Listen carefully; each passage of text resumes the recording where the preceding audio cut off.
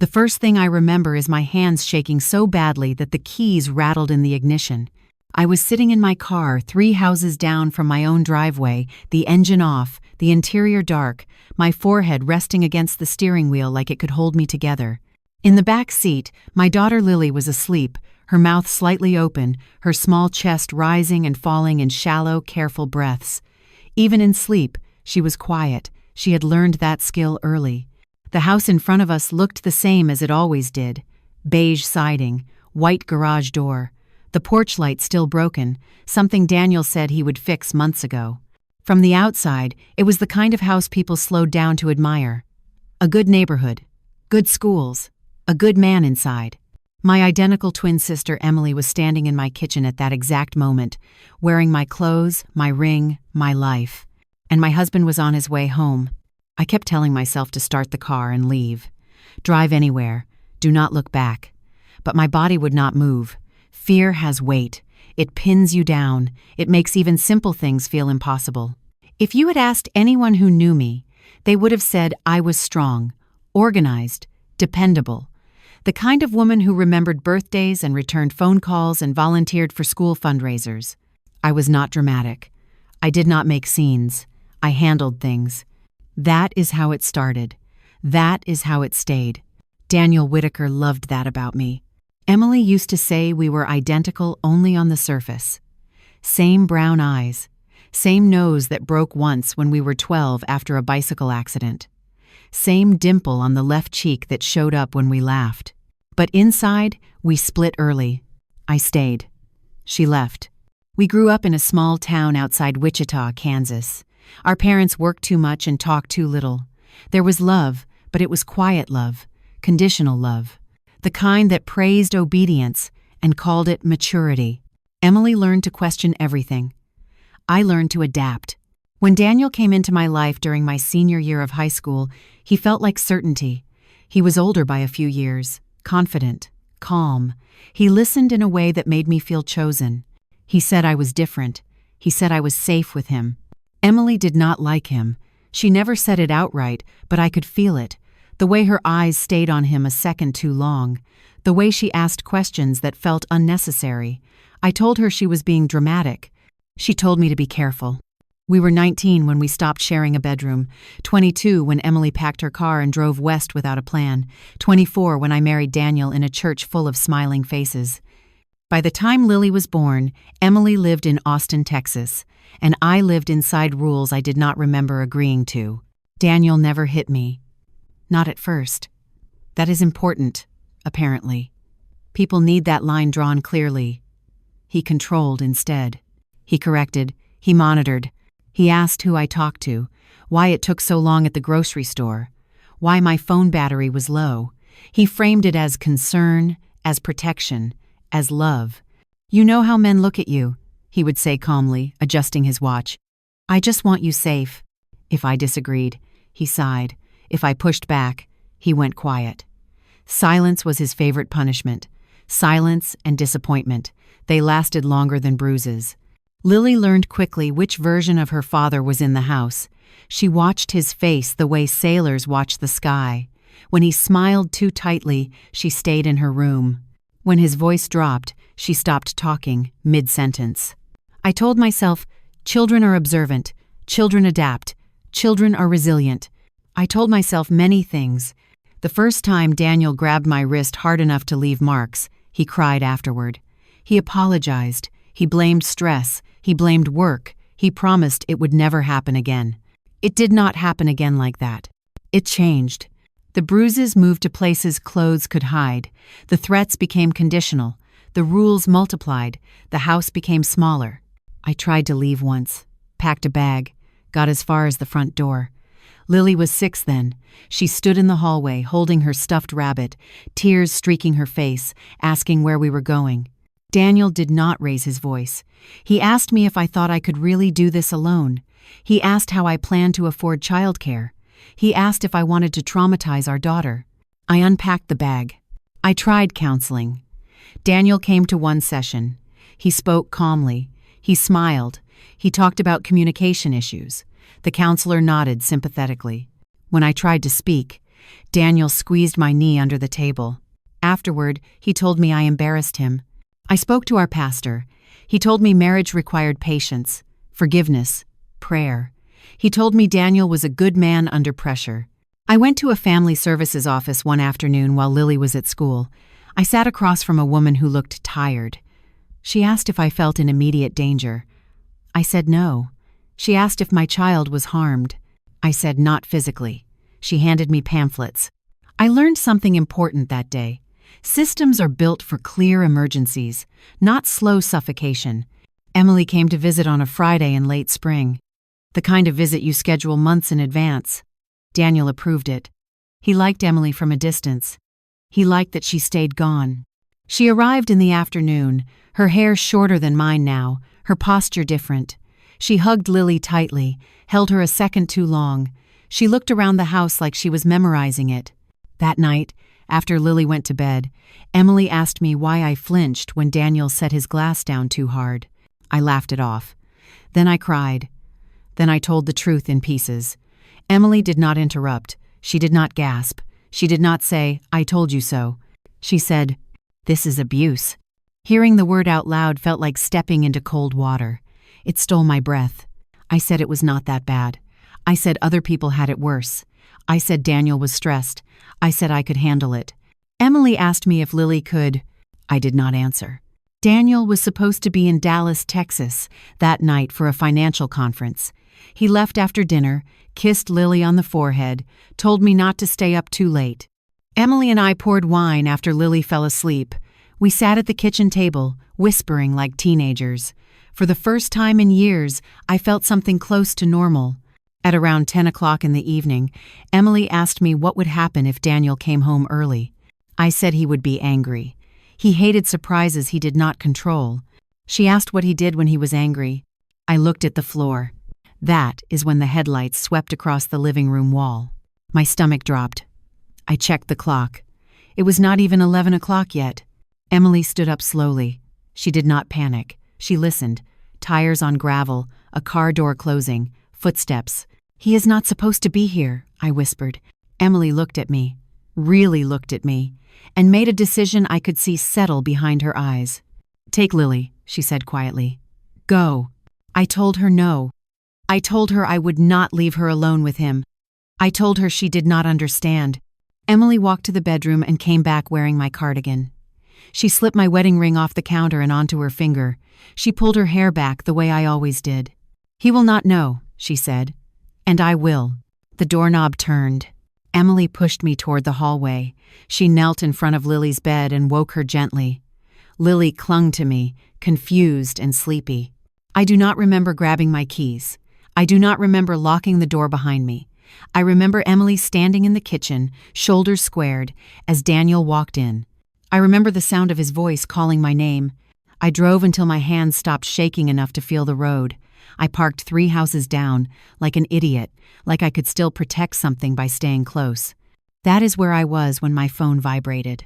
One message. From Emily. "I am recording everything." My breath came back in a rush that hurt my chest. I stared at the house. The windows glowed warmly. Anyone passing by would see nothing wrong. Inside, my husband believed he was home with his wife. Inside, my sister was letting him talk. I thought about all the times Daniel told me nobody would believe me, how carefully he chose his words, how calm he stayed. Predators need silence. They need predictability. They need you to play your role. Emily was not playing. I started the car. This time, my hands were steady. The first thing I heard through the small speaker taped beneath my dashboard was my husband laughing. It was soft, relaxed, the sound he used when he believed he was in control. I had driven to a motel on the edge of Plano, Texas, one of those places with flickering lights and a lobby that smelled like old carpet and lemon cleaner. I parked far from the office. I carried Lily inside, wrapped in a blanket like she was something fragile and precious, because she was. I locked the door. I slid the chain. I turned off every light except the bathroom lamp and sat on the bed with my phone cradled in both hands. Emily's voice came through first. Calm. Familiar. Playing my role perfectly. "You came back early," she said. Daniel sighed. the way he did when he wanted to be indulged. The conference was a waste of time, same people saying the same things. I missed home. Home. The word felt poisonous. I pictured him loosening his tie, walking into the kitchen, believing nothing had changed. Emily asked him if he wanted something to drink. I held my breath. Yes, Daniel said. Wine. And sit with me. You have been distant lately. Emily apologized.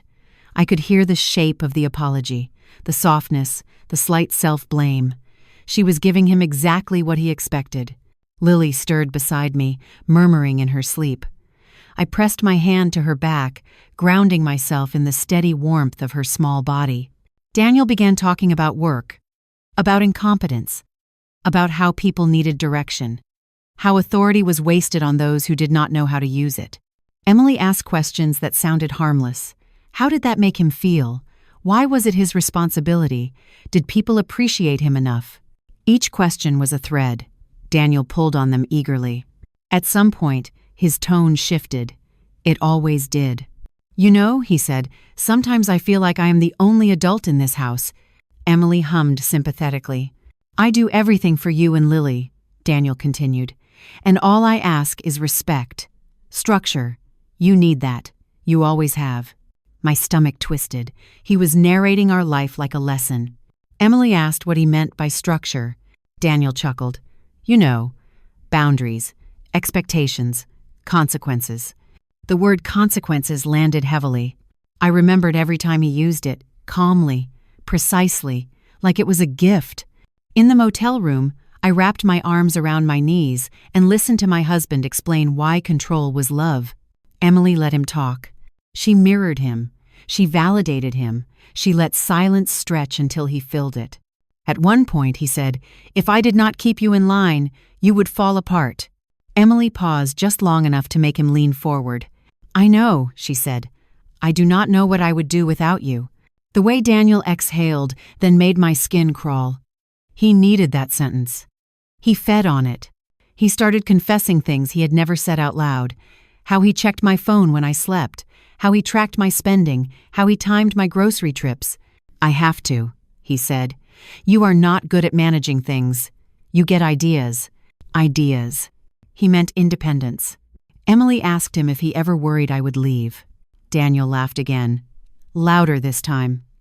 Where would you go? You would not survive a month. And Lily needs stability. Judges see that. Judges. My hands began to shake again. He had thought about this, planned for it, counted on it. Emily asked him how he knew that. Daniel told her. He told her about a friend in family court, about how appearances mattered more than feelings, about how women like me were emotional and unreliable. Each sentence stacked on the last, building a case against himself. In the bathroom, I vomited quietly into the sink, not daring to make noise even though nobody could hear me. I rinsed my mouth. I looked at myself in the mirror and barely recognized the woman staring back. I had lived with a man who rehearsed my erasure. Back at the house, Daniel grew bolder. He moved closer to Emily. I could hear the shift in his breathing, the confidence. You have been pushing me lately, he said. That is dangerous. Emily asked why. Because, Daniel replied slowly, I am the one who decides when things escalate. The word escalate chilled me. Emily's voice remained steady. Do you remember when you said nobody would ever believe me if I spoke up? Daniel scoffed. I was not wrong. Emily asked him why. Because, he said, people like me, people trust me. You are anxious. You cry. You contradict yourself. I pressed my forehead against the motel wall and slid down until I was sitting on the floor. He was right about one thing. I had cried. I had contradicted myself. Trauma scrambles language. Fear fragments memory. Emily did not cry. Emily documented. She asked him if he thought Lily noticed. Daniel went quiet for a moment. I held my breath. She is a child, he said finally. Children forget. They adapt. I bit down on my knuckle to keep from screaming. Emily asked him if he ever worried about crossing a line. Daniel sighed like a man tired of explaining himself.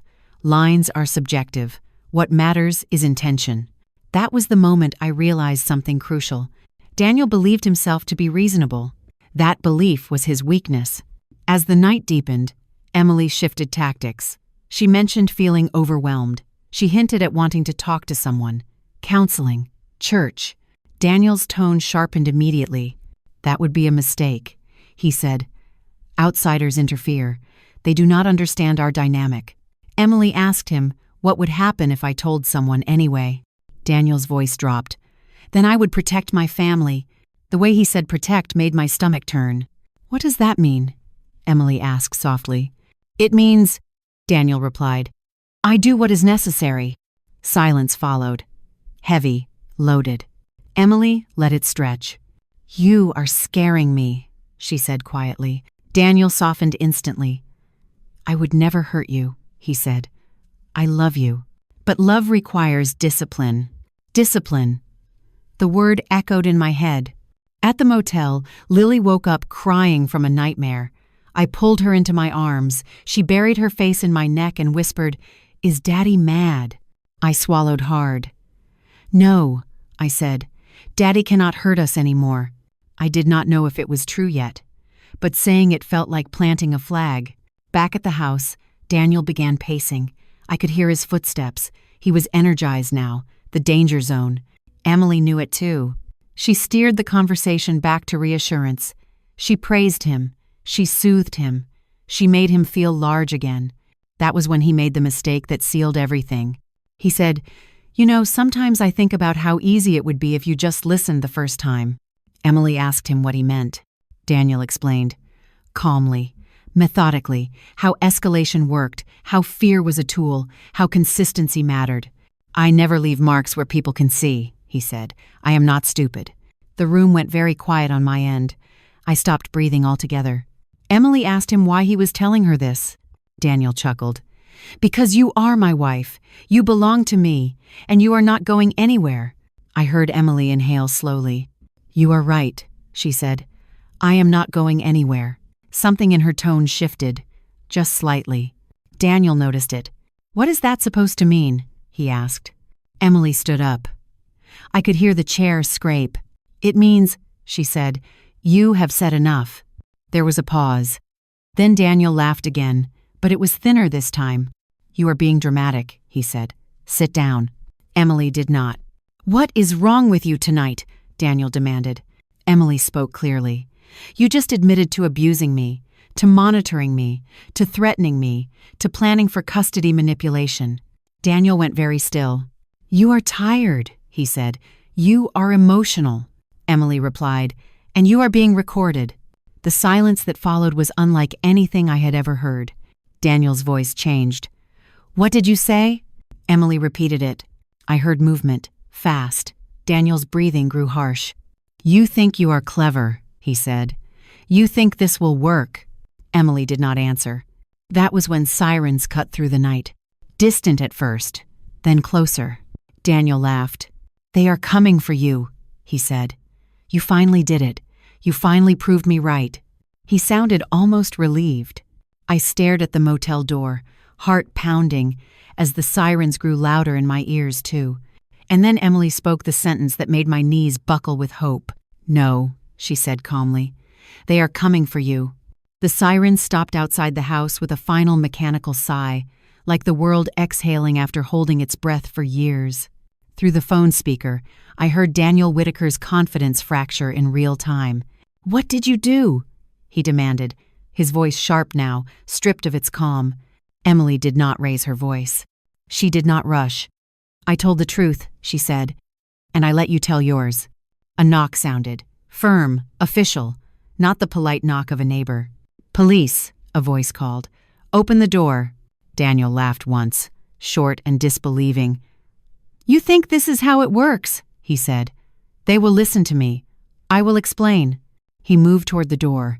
I could hear his footsteps, fast now, uneven. Emily stayed where she was. The door opened, the sound of radios, shoes on tile, the calm authority of trained voices filling the space Daniel once controlled.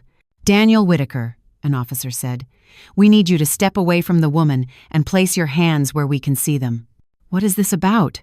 Daniel asked, incredulous. This is my home. Emily spoke before he could fill the air again. Officer, she said, I am not his wife. I am her twin sister. Silence. I have recorded admissions of abuse, coercive control, and threats, Emily continued. They have been transmitted to a secure server and shared with counsel. Rachel Whitaker and her child are not present and are safe. I slid down onto the motel bed, my legs giving out beneath me. Lily slept through it all, her fingers curled into my shirt. Daniel exploded then. Not physically, verbally. Words poured out of him in a frantic rush. He tried to charm, then he tried to intimidate, then he tried to explain. The officers did not argue. They did not react. They listened. One of them asked Daniel to step outside.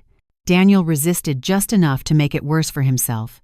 Emily handed over a phone, a small device Daniel had never noticed, tucked beneath the table. She explained calmly. She answered questions directly. When Daniel was placed in handcuffs, he finally understood. Not that he was wrong, that he had been seen. I did not go back to the house that night. I did not need to. It was no longer mine. The next days moved quickly and slowly at the same time. Protective orders were filed. Emergency custody was granted. A family court judge listened to the recordings without interruption. For the first time, I did not have to convince anyone I was afraid. The evidence spoke with my husband's voice. Daniel's carefully built image collapsed under its own weight. His employer placed him on immediate leave. The church leadership issued statements about accountability and safety. People who once smiled at me in the grocery store suddenly avoided my eyes. I did not chase them. I did not need their validation anymore. Lily asked where Daddy was. I told her he was not allowed near us because he made unsafe choices. She nodded, like a child who finally has words for something she always knew. Emily stayed for 3 more days. She helped me pack only what mattered: clothes, documents, Lily's drawings. We left the rest behind without ceremony. On the 4th morning, Emily hugged me tightly in the parking lot of a new apartment complex. It was small. It was quiet. It was ours. You did the hardest part, she said. I shook my head. You did? Emily smiled, tired but steady. No, I just refused to stay silent. She drove away before I could cry. Weeks passed. Then months. Daniel tried once to contact me through a third party. The message was returned unopened. The legal process continued, methodical, unemotional, exactly what I needed. Lily learned to sleep without nightmares. She laughed louder. She stopped watching doors. As for me, I learned something I wish I had known sooner. Predators do not lose power because they are confronted with rage. They lose power when they are confronted with truth that cannot be reshaped. Daniel believed he owned my fear. He believed my silence was permanent. He believed systems would protect him. He was wrong about all of it. If you are listening to this and something in your chest feels tight, trust that feeling. Silence is not strength. Endurance is not love. And control is not care. If this story mattered to you, if it reminded you of someone you know or someone you used to be, leave a comment and say where you are listening from. Let others know they are not alone. Thank you for staying with me until the end. There are more stories like this, stories about survival, about strategy, about what happens when the hunted stop running. And if you ever wonder whether speaking up changes anything, remember this. The night my sister switched places with me was the night fear changed sides.